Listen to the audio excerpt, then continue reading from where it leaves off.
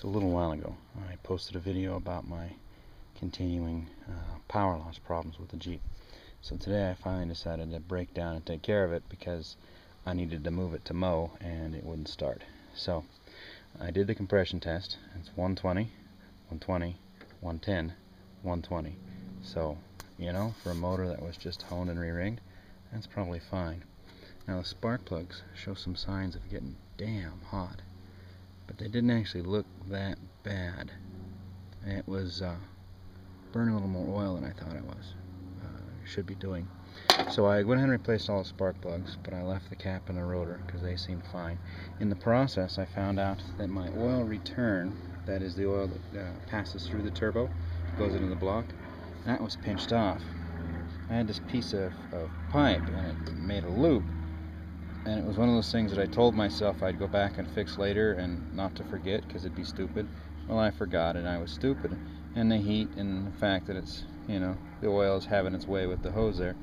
Yeah, it's actually straightened out in the sun here. And basically it was pinched in two.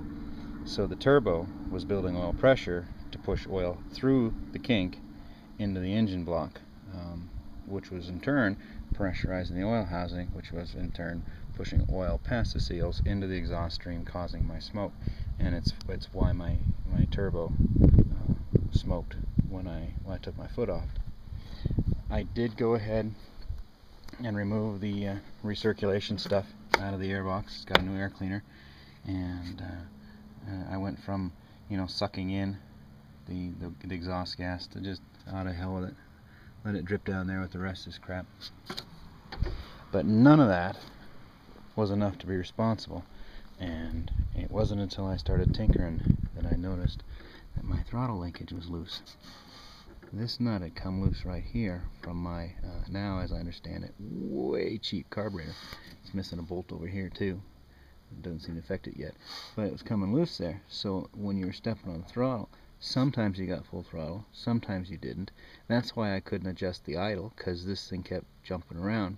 And then as the slop inside there grew and grew and grew, I got farther and farther and farther from wide open throttle. So, yeah, my dire predictions are grossly overblown. She's got no burned valves, no holes in the top of her pistons. Everything seems to be doing fine.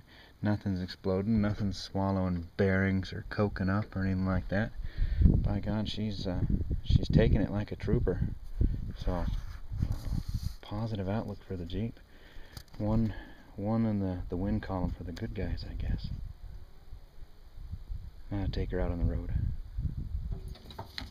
See how she fires up. I